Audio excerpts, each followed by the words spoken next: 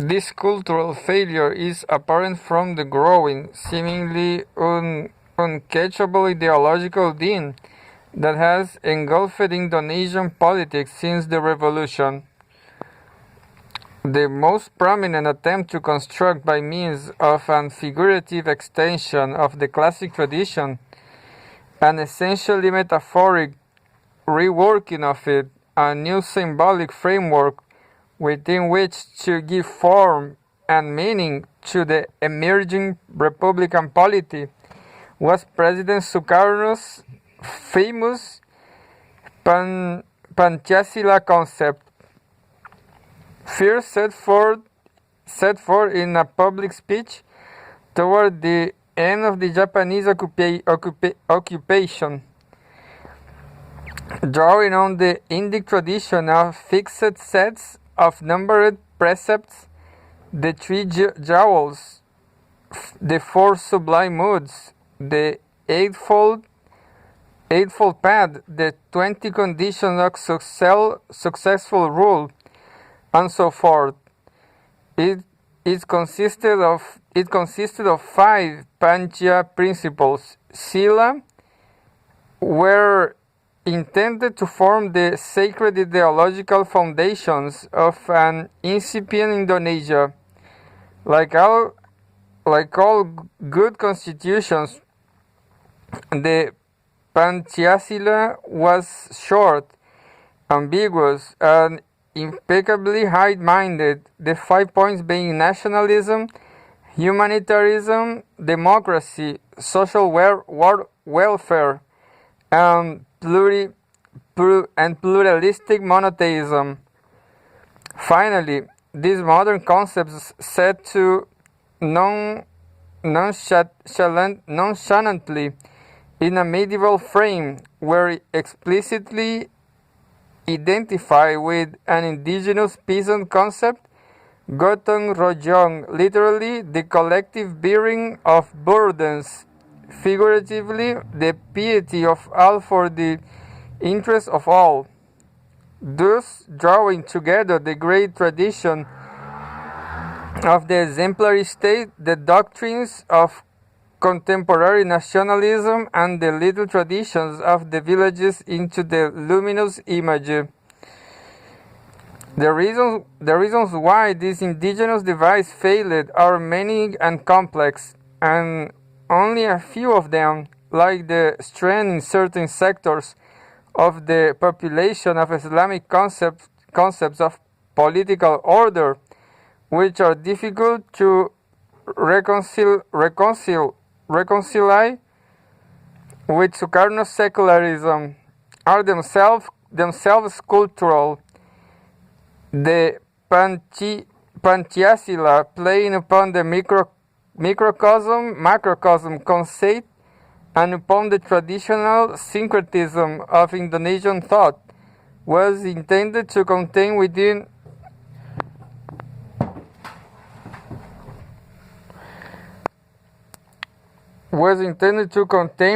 in the political interests of the Islamic and Christian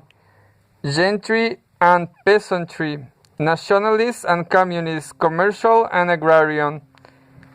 Javanese and outer island groups in Indonesia, to rework the old facsimile pattern into a modern constitutional structure in which these various tendencies would each sympathizing one or another aspects of the doctrine, find a modus vivendi at each level of administration and party struggle. The attempt was not so totally ineffective or so intellectually fatuous as it has sometimes been painted. The call of the Pancasila, for that is what it literally became, complete with rites and commentaries, did provide for a while a flexible ideological context within which parliamentary institutions and democratic sentiments were being soundly, if gradually, forget on both local and national levels. But the combination of a deteriorating economic situation and hopelessly pathological relationship with the former metropole, the rapid growth of a subversive in a principle totalitarian party, a renaissance of Islamic fundamentalism, the inability or unwillingness of leaders with developed intellectual and technical skills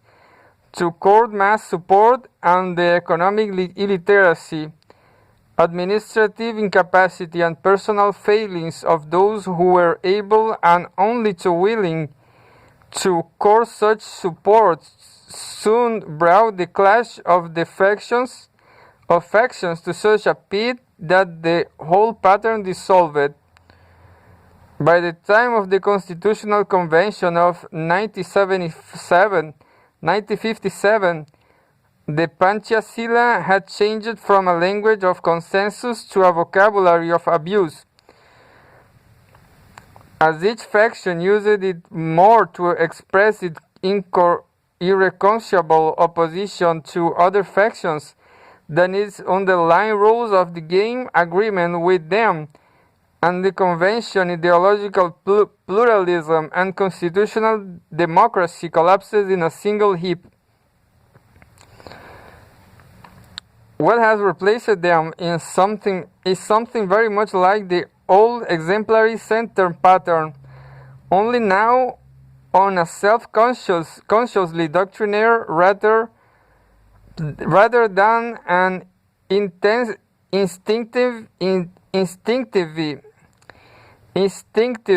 religion and convention basis, and casts more in the idiom of egalitarianism and social progress than in that of hierarchy and patrician grandeur. On the one hand, there has been under President Sukarno's famous theory of guided democracy and his call for the reintroduction of the revolutionary, that is, authoritarian constitution of 1945, both an ideological homogenization in which discordant streams of thought, notably those of Muslim modernism and democratic socialism, have simply been suppressed as illegitimate,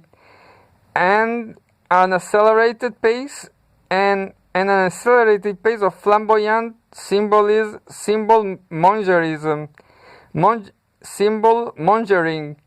as thought the effort to make an unfamiliar form of government work having misfired, as desperate attempt to breathe new life into a familiar one has been launched. On the other hand, the growth of the political role of the army, not much as an executive or administrative body, as a backstop enforcement agency with veto power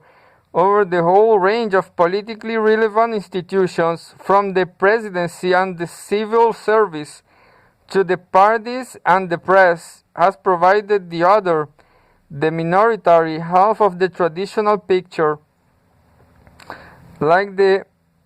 Panchasila before it, the revised or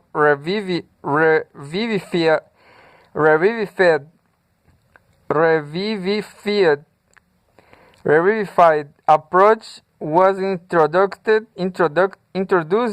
by Sukarno in a major speech, The Discovery of Our Revolution, given on Independence Day, August 17, in 1959, a speech that the later decreed along with expository notes on the prepared by a body of personal attendants known as the Supreme Advisory Council, to be the political manifesto of the Republic.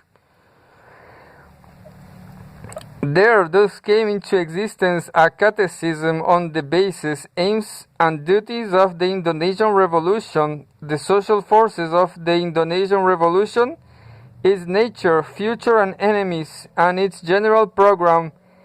covering the political, economic, social, mental, cultural, and security fields. Early in 1960, the central message of the celebrated speech was stated as consisting of 5 ideas: the 1945 Constitution, socialism a la Indonesia, guided democracy, guided economy, and Indonesian personality. And the first letters of these 5 phrases were put together to make the acronym USDEC,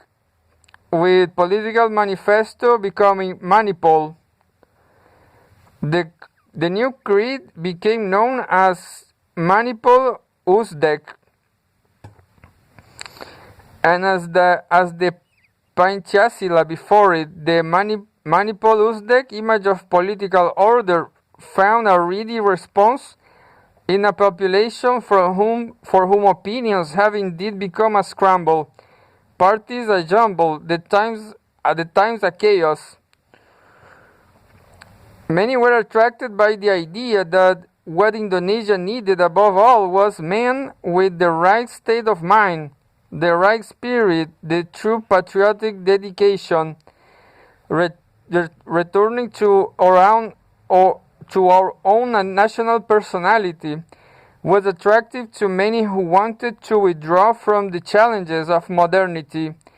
and also to those who wanted to believe in the current political leadership but were aware of its failure to modernize as fast as such countries as India and Malaya. And for members of some Indonesian communities, notably for many Indic-minded Javanese, there was real meaning in the various complex schemes which the president presented in elaboration of Manipol USDEC, explaining the peculiar significance and tasks of the current stage of history. But perhaps the most important appeal of Manipol USDEC, however, lay in the simple fact that it promised to give men a pegangan, something to which to hold fast. They were attracted not much by the content of this pegangan as by the fact that the president had offered one at a time when the lack of a sense of purpose was sorely left, values and cognitive patterns being in flux and in conflict. Men looked eagerly for dogmatic and schematic formulations of the political good, while the president and his entourage concerned themselves almost entirely with the creation and recreation of mystic. The army concerned itself mainly with combating the numerous protests, plots,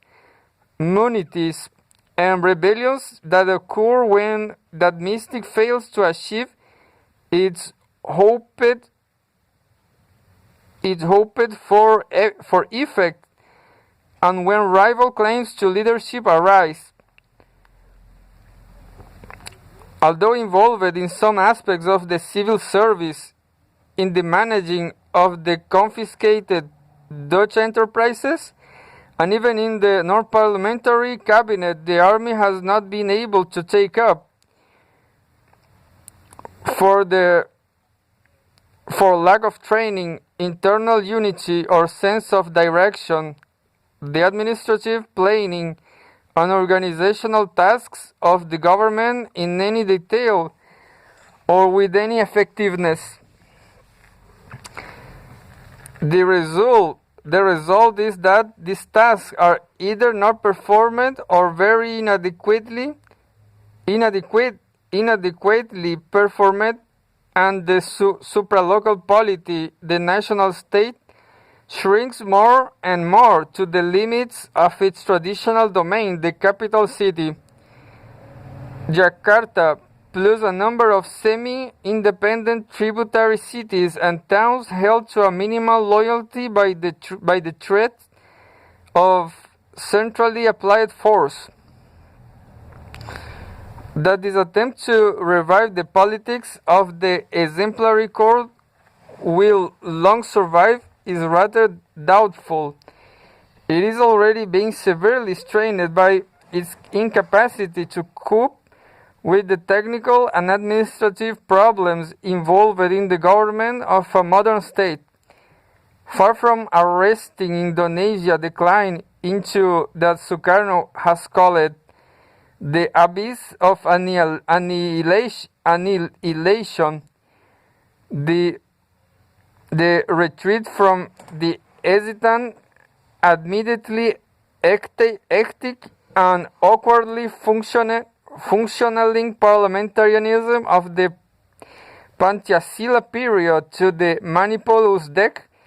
alliance between a charismatic president and a watchdog army has probably accelerated. But what will succeed this ideological framework when, as seems certain, it to dissolves, or from where a conception of political order more adequate to Indonesia's contemporary needs and ambitions will come, if it does come, is possible to say. Not that Indonesia's problems are purely or even primarily ideological, and that they will, as all too many Indonesians already think, melt away before a political change of heart. This disorder is more general, and the failure to create a conceptual framework in terms of which to shape a modern policy is in great part itself a reflection of the tremendous social and psychological strains that the country and its population are undergoing. Things do not merely seem jumbled, they are jumbled, and it will take more than theory to unjumble them. It will take administrative skills, technical knowledge, personal courage and resolution, endless patience and tolerance, enormous self-sacrifice, and virtually incorruptible public conscience, and a very great deal of sheer and unlikely good luck in the most material sense of the word. Ideological formulation, no matter how elegant, can substitute for none of these elements, and in fact, in their absence, it degenerates, as this has in Indonesia, into smokescreen for failure, a diversion to stave off the pairs amassed to conceal reality rather than a portrait to reveal it. With a tremendous population problem, extraordinary ethnic, geographical, and regional diversity, a moribund economy, a severe lack of trained personnel, popular poverty of the bitterest sort, and pervasive, implacable social discontent, Indonesia's social problem seems virtually insoluble, even without the ideological pandemonium. The abyss into which Sukarno claims to have looked is a real one. Yet, at the same time that Indonesia, or I should imagine any new nation, can find her way through this forest of problems without any ideological guidance at all, seems impossible. The motivation to seek, and even more important, to use technical skills and knowledge, the emotional resilience to support the necessary patience and resolution, and the moral strength to sustain self-sacrifice and incorruptibility must came from somewhere, from some vision of public purpose anchored in a compelling image of social reality. That all these qualities may not be present, that the present drift to revitalistic irrationalism and undribbled fantasy may continue, that the next ideological phase may be even further from the ideals from which the revolution was ostensibly fought than is the present one. That Indonesia may continue to be, as Bergerhout called France, the scene of political experiments from which other profits much but she herself very little, or that the ultimate outcome may be viciously totalitarian and windlessly zealotic is all very true. But whichever way events move, the determining force will not be wholly sociological or psychological, but partly cultural, that is conceptual, to forge a theoretical framework adequate to the analysis of such three-dimensional processes is the task of the scientific study of ideology, a task but barely begun.